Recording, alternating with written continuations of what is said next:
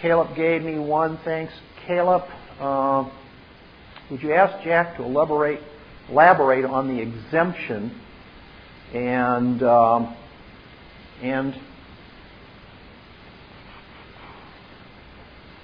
state statute requirement dealing with public law, so they don't think we are nuts. I think this is from Ellen, maybe? Okay. Let me see if I can't go into some of that stuff and things too. I've got a couple of stories to relate. Actually, if you're going to do the exemption stuff and things, you're going to find out most every court is not going to address that issue. The first kind of thing I'm going to talk about tonight, I was talking to Cindy Beers and some of the people out in Mesa, Arizona earlier today. Cindy said she's had an indication from several sources that there were a couple of guys that were being charged with something, most likely in federal court up in Minnesota. This just happened the last week or so. And these people went in there, whatever the charge was, I think she said it was probably on monetary units, like trying to pay things off with closed checks or something, drafts or something like that.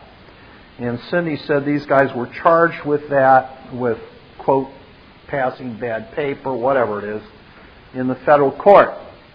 When they were pulled into the federal court to have their first hearing and arraignment on that, they immediately accepted the offer of the indictment for value, returned it for value. They asked for closure and settlement by the exchange of the exemption and requested that the order of the court be released. The judge and everybody, prosecutor, defense, whatever, they just looked at them like they're weird, strange, and nuts, pretended either that they didn't hear what they said or it didn't make any sense, and they kept going ahead.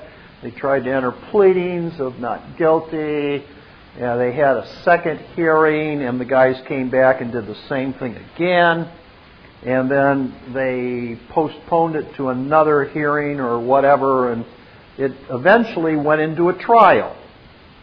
And whenever they'd ask these guys what they wanted, well, we've accepted it, we've returned it for value, we've offered the exchange of our exemption to discharge all public liabilities, we want settlement and closure and release of the order or the bond to us, and they were always ignored. So they went into a trial, and the public had their witnesses in this trial, and everybody got up as the witness and blah, blah, blah, yeah, yeah, yeah, they're all guilty and whatever. And so it got to the point where the public rested and the judge asked these guys whether they were going to put on a defense, and they basically stood up and said, well, we've accepted the charges for value, we've returned them for value, we've asked for settlement and closure, we've offered our exemption in exchange for the public charges and all of the fines and fees, and we're requesting closure and settlement, and they sat down. So the judge allowed the trial to go.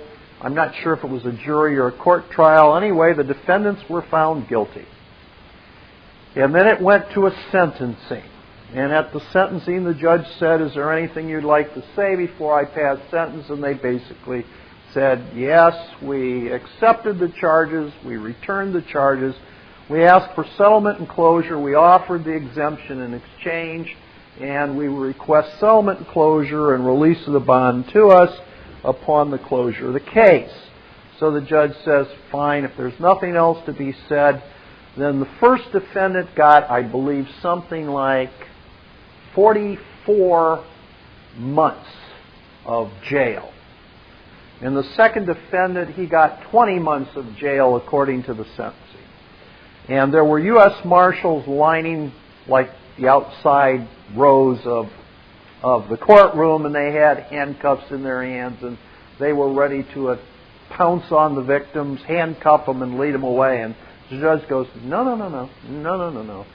And so the marshals just stood there, and the judge looked at the two guys and said, that being said, we are discharging this case, and you two people are free to go. And they looked at each other in surprise, and they walked out of the court and went home. So Cindy says she's going to try to look into that a little bit more and confirm and give us any more information. She's going to try to see if she can get some transcripts of the proceedings. Yeah, like I think those are going to be probably readily available. Okay, and so I said to Cindy and the other people I was talking to, I said, makes perfect sense. I said, the issue was they were always defending themselves, the living offenders. They were never defending the defendant. They were never arguing his cause, never involved in any merits to the charges against them. Therefore, they could find the defendants guilty in the court because the defendants are the straw men that were created by the public. And since the public created them, the public can charge them, the public can crucify them, the public can do anything it wants to them. The issue is, though, that if the living soul starts in and defends the defendant, then he's joined into a commercial partnership with the defendant by defending the defendant's charges. So he becomes one with the defendant by way of a legal partnership. And we all know that if any partner to a partnership has a legal judgment against that partner, that the law can execute against any of the partners in that partnership to offset the value of the judgment. So if these living souls go in there and start arguing the case of the defendants who are charged to the merits of that case, then they become partners of the defendant. When the defendant's found guilty, they can incarcerate or they can fine and execute on the living soul who is basically arguing as a partner of the defendant. When these particular gentlemen did not argue the case against the defendant, they never joined into partnership with the defendant. Since they were being detained by the court in this activity, all they were doing is defending themselves, saying, I don't know what's going on, but I'm willing to accept it and offset any liabilities as a third party just to help everybody out in this matter. And so the judge ended up crucifying the defendant so the newspapers could write up their fancy article on how the defendants were found guilty and got 4 years or 2 years in prison. And then the judge says, and oh, by the way, you guys, I'm discharging this case, you guys can go home. Now, whether or not the reporters are ever going to follow up to see if these guys never went to jail or not is what the court's probably counting on, because there'll never be a backup story. So anyway, the concept was, and remember this, in this letter it says, can you elaborate upon the exemptions and why state statutes, regulations, etc., of public law, what can we rely on basically to help establish our position? Well, when it came to state statutes and stuff, remember that was in that civil case in which Sarah Fugate down in Florida was basically using state statutes to show what a legal tender was and what could be used, quote, as a money that the state would have to accept. And so she brought forth the state statutes not as an argument, but as a mandatory judicial notice to the court to take notice of the fact that money is more than Federal Reserve notes.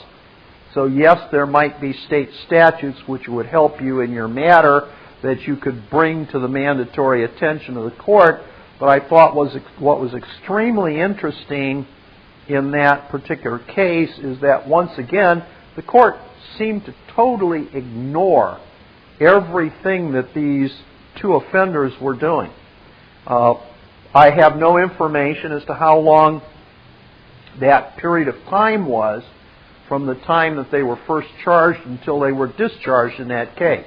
I have a hunch it probably wasn't 24 hours and probably was longer than 72 hours. But nevertheless, here's two guys that had been charged on some, quote, serious, unquote, charges dealing with commercial instruments, and the court saw fit to discharge the case against them, which meant they were entitled to the bonds, and to tell them, okay, go ahead and go home now.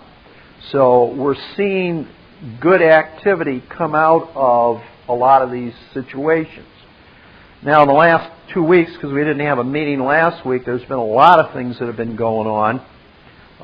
During that period of time, Nick Groshinen and several of his friends out in Idaho had their sentencing hearing. Remember, these are the guys that went in and pled guilty to the charges after they accepted and returned the charging instruments and agreed to plead guilty to the facts in the case in exchange for certain things. Well, it is extremely interesting what was going on here. Now, remember that they had pled guilty, and then the court held a hearing and found them guilty here about a month or so ago. And we had feedback from a couple of the people out in our tape land that were really upset because, quote, the court found Nick and his friends guilty. And if this stuff is working and if we're the creditors, why should they find Nick and his friends guilty? And we said, duh, because they pled guilty, number one, because that's part of the settlement, it's backwards. So they actually gave the court permission, first of all, to find them guilty. Okay? Well, Nick and one of the other guys went in for the sentencing hearing here last week. And, of course, Nick has been thinking about this for a long time and what he's going to do and say. Does everybody here know what an allocution statement is in a court? Uh-huh. I take that then as a no. Not everybody knows what an allocution statement is. Okay, if you don't know, then admit it, and we'll see what we can do to help educate you. Let's see what Black 7th.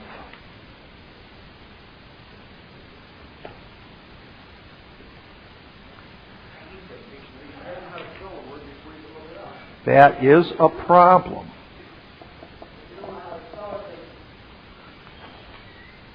Okay, we'll spell it then, Caleb. Oh, for the virtual audience, there's raucous laughter coming from the back room right now. Caleb, maybe that's why they take your blanket off your table at your business. You're just no assistance. Allocution, A-L-L-O-C-U-T-I-O-N. In criminal procedure, first definition, a trial judge's formal address to a convicted defendant, asking him or her to speak in mitigation of the sentence to be imposed. This address is required under Federal Rule of Criminal Procedure 32C, 3C. Definition 2, an unsworn statement from a convicted defendant to the sentencing judge or jury in which the defendant can ask for mercy, explain his or her conduct, apologize for the crime, or say anything else in an effort to lessen the impending sentence. This statement is not subject to cross-examination. Yeah, the judge will say at the start of the sentencing hearing, is there anything you would like to say before I pass sentence? That is the draft to the convicted defendant to stand up and speak to the court to exactly what the definition said. To any acts or actions in mitigation of the sentence. What is mitigation? A lessening. To make it less severe than otherwise might occur. Now, after most allocution statements by some hard-nosed criminal, what comment does the judge generally make?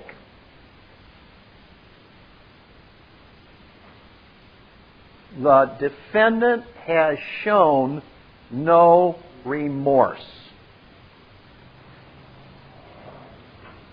So what is it that the court is really trying to hear out of the convicted defendant at the elocution statement? Apology, remorse, anything dealing with mitigation of that sentence. Why the judge should be lenient, extend grace, whatever's going on. Okay?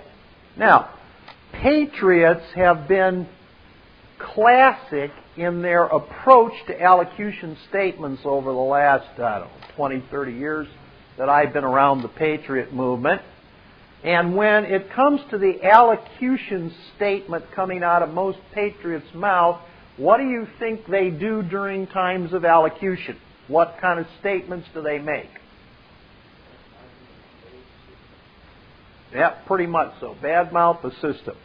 You dirty, rotten sons of guns, you guys violated this right, this Constitution, these things. You people are in treason. Your laws are made by monkeys who've got special licenses. You name it, up and down. What is the patriot doing during allocution? Well, other than cutting his own throat, he's dishonoring the whole proceeding, placing the blame for his predicament back on the system instead of taking responsibility himself. Which is usually like a beep, hello, wrong move, dude. Okay? Now, with this commercial procedure, what's very interesting in the commercial procedure is a lot of people now are beginning to perceive that most of the things going on in the courtrooms are commercial. But they also like to tend to think of most things going on in this commercial activity as like contract nature. And we've talked about that here in the last couple of months, that there can't be any contracts when there is no money because there's no ability to execute the contract and to close it and settle it. So we really haven't got contracts. All we have is constructive or implied trusts, because a trust can go on forever until money occurs so that you can close the transaction. In any event, most patriots involved, or a lot of patriots involved in the allocution right now, have heard some stories where patriots have got into the court, and I know I've heard some of these stories, and the judge asks during allocution, is there any reason why I should not pass sentence? And the patriots, now thinking that this is totally commercial, are standing up there stating such things like, I don't accept the charges, I don't accept the judgment of the court, I don't accept the finding of guilty by the jury, and I don't accept your ability to sentence me to any time, and I'm leaving. Under the theory that they've heard that, why are people in jail? They volunteered. So obviously, if people are going to jail because they're volunteering, the best allocution statement is to just walk in there and tell them, I don't volunteer and I'm out of here. And then, since the only way you go to jail is by volunteering, and they don't have my agreement, they got to let me go home. Now, those stories are floating around, and if in fact one or two times that may have worked, I would suggest strongly that if it worked, either A, the court didn't want to put the guy in jail that bad, or B, they didn't know what to do, or C, they just let a ringer go by in hopes it would trap some more people down the road. In any event, my friend Nick was going into sentencing And he was concerned for more than a month or two what was going to be his statement of allocution when the judge basically asked him, "What would you like to tell me before I pass sentence?"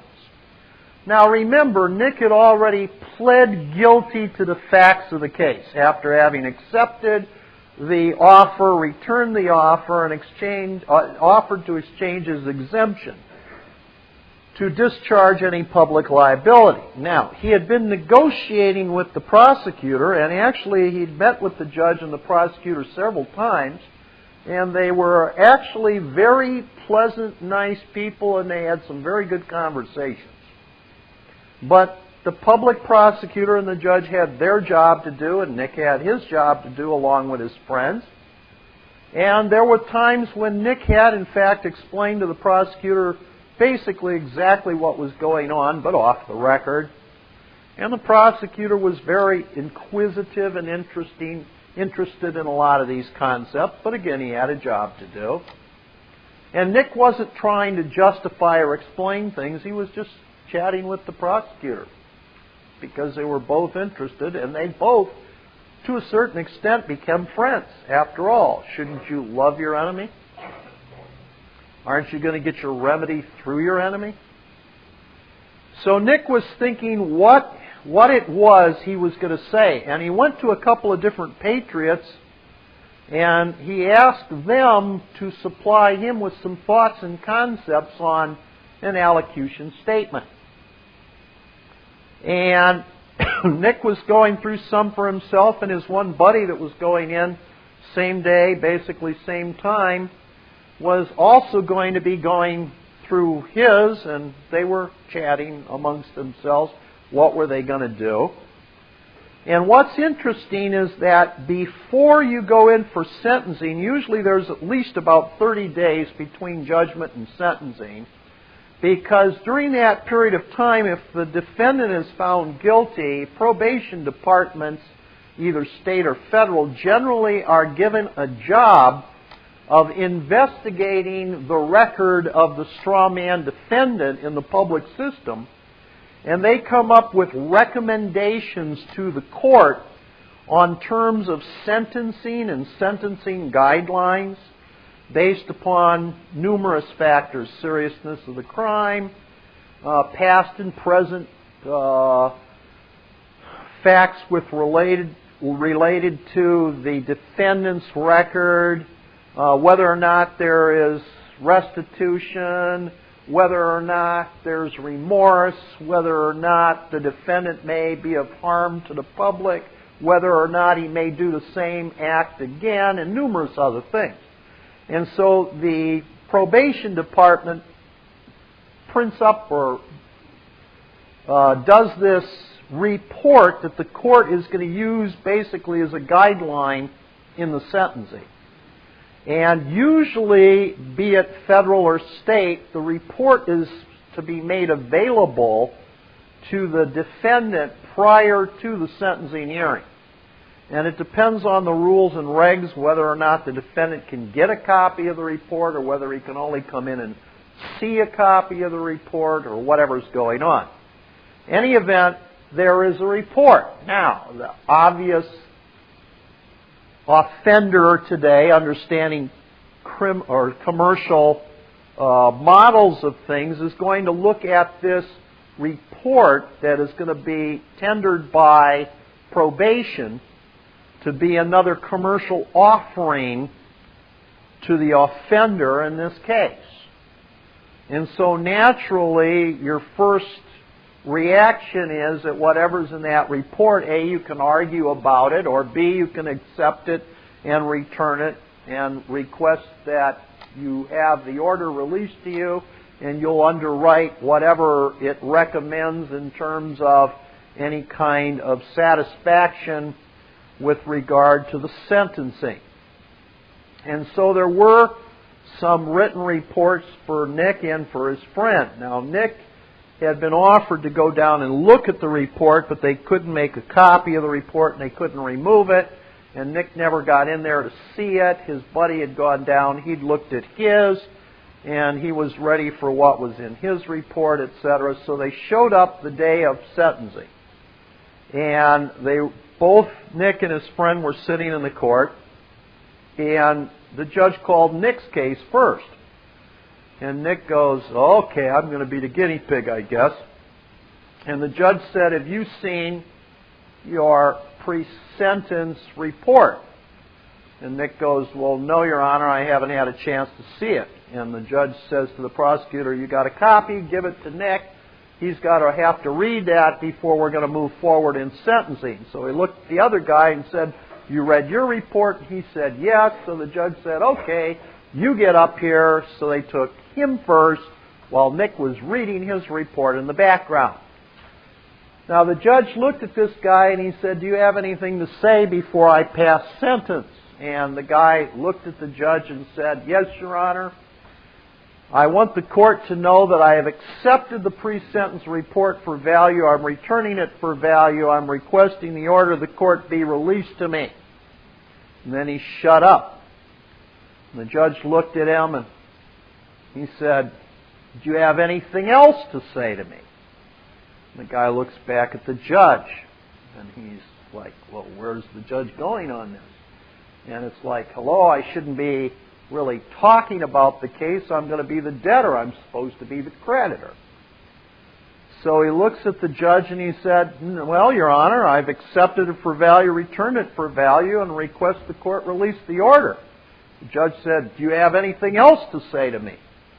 The guy said, yeah. He says, I want that acceptance and return on top of the pile. And the judge goes, okay, we'll put it on the left side of the case, on top of the pile. What's that just tell you? No, left side is the public side of the folder. So the judge is saying, you want it there? I'll put it there. It's right on top. It's the last entry so far on the public side of the folder. Is there anything else you would like to tell me? And he thinks about it and he goes, boy, he says, I must be screwing up here. This judge keeps asking me and asking me. Man, I must be screwing up. So he basically says to the judge something about the fact that, well, Your Honor, going into this hearing, I accepted the case, I returned the case, and I offered to exchange the exemption. And he said, I don't want any jail time in this matter. And he says, I don't want any fine in this matter either. And he said, I'm asking for settlement and closure. And the judge says to him, is there anything else you would like to tell me? And he's going, where is this judge going on here? And he finally looks at the judge and he says, no, Your Honor, I have nothing else to tell you. And the judge says, okay. And he says the following then to the judge, or the judge says the following to him. He says, if it's okay with you, would you mind if we postpone the sentencing hearing for you for 30 days? And so the guy looks at him and he turns around and he looks at the audience, and my friend Nick's back there and some other people, and they keep going,